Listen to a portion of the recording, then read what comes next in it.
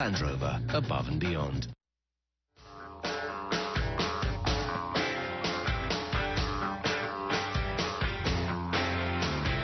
When I look at Congressman Cotton's record, I don't see where he's passed a bill. I don't see where he's really accomplished anything in the House. And he seems to have run for the House just in order to run for the Senate. How do you view his 2 tours of duty in Afghanistan and Iraq in the context of that? Hey, I have total respect for that. I appreciate that. I will never criticize anyone for serving our country, and I say thank you for that. But you don't see it as a qualification to become a senator? No. There's a lot of people in the Senate that didn't serve in the military. In the Senate, we have all kinds of different people, all kinds of different folks that have come from all kinds of different backgrounds, and I think that's part of this sense of entitlement that he gives off, is that almost it's like, I serve my country, therefore let me to the Senate. That's not how it works in Arkansas. Hold on a second. Let me just... Hold on. So he's got the sense of entitlement. What are you doing? I think he has. Do it. I think he has some Grey Poupon right here. Take that off, you get there, and some caviar on the sleeve there. There's just this sense of entitlement. I can see it. It's an air. It's like it's a Donnie Deutsch suit. I bet he has his name on the inside of that suit. Absolutely. Joe, don't fall off. That was Democratic Senator for Arkansas, Senator Mark Pryor, blasting Representative Tom in our Morning Joe States of Play series by Casey Hunt. Yeah. Here, the now Republican representative from Arkansas and candidate for U.S. Senate, Congressman Tom Cotton. Now, I hope your mom and dad are watching this morning. I'm sure they've been up since 6 a.m. Well, my mom's been up since 6 a.m. watching, I'm sure. Yeah. That's how dads are. So, what part of Arkansas are they from? Where they live? We're from the Arkansas River Valley. It's about halfway between Little Rock and Oklahoma. Yeah. The Arkansas River runs between the Ozarks and the Ouachitas, and my dad's family's been there for about 150 years or so. Yeah. We're in a small cattle farm. Yeah, a lot of people say of that region, people come out of there with a real sense of entitlement. So, are you entitled? You know, you can tell, though, Tom, you can tell when you hear Senator Pryor, who seems like a really nice guy. That was unfortunate what he said. He keeps talking about sense of entitlement, sense of entitlement, sense of entitlement. You can tell that they've polled it, and his political people are saying keep repeating it. What's he talking about? What sense of entitlement is he talking about? I'm not sure, because I certainly didn't learn one growing up chasing after cattle with Lynn Cotton on that farm in Yell County. And, you know, the last thing that my drill sergeant's basic training taught me was to feel a sense of entitlement. Now, you were a lawyer. You went to Harvard. You were a lawyer. And you decided to go into the 9/11 attacks happened. Artillery? No, infantry. I mean, infantry.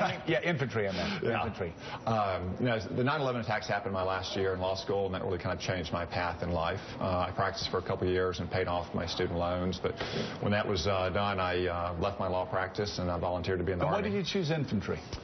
Well, the infantry is the core of the Army's mission. It's on the front lines, and it's the purest form of leadership as well. In Iraq, for instance, I was leading a 40-man infantry platoon in the streets of Baghdad, going out on combat missions every day. Lots of important jobs in the Army, but I don't think there's any more important job than the infantry. We've heard around this table time and time again, and Mike certainly's heard this an awful lot. We've talked about it, how you have kids who are 24, I mean, as old as us now, 24, 25, 26, 27, running entire villages, being responsible. I mean, talk about going over there, the men and women that have returned, and what they were able to do in this horrible situation with the leadership skills. And this has nothing to do with you. I'm talking about vets out there that are looking for jobs right now. Talk about what they learned over there. Sure. In Iraq and Afghanistan, you have veterans who really have, as you say, were mayors of small villages or governors of small provinces, working with tribal elders, working with local sheikhs, trying to ensure that the people of those countries were supporting our mission.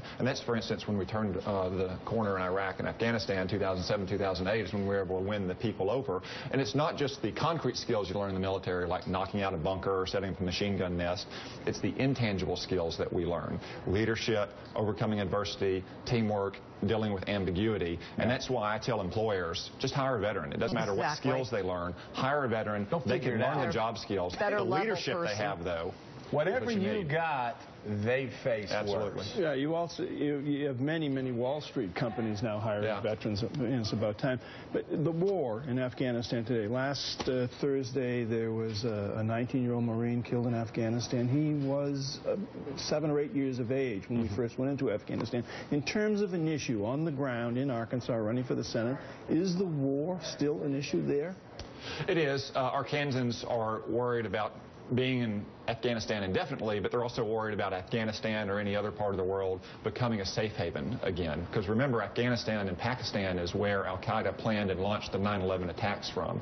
So no Arkansan, like most Americans, don't want to see an indefinite war in Afghanistan, but they also don't want to see what is happening in Iraq right now happen in Afghanistan in a year or two, because we precipitously withdrew. We didn't leave any training forces behind. We didn't have any basing or special operations forces or for our unmanned aerial vehicles to conduct operations against the remnants of al-Qaeda that are still on the Afghan-Pakistan border. So Tom, I'm sure, you know, we're going to invite Mark Pryor on so he can have time around the table too. And I'm sure, looking at the ads, he's going to say that you're extreme, anti-vet with your votes, that Medicare and Social Security are endangered. You've been getting a lot of these attacks. Sure. What's your response?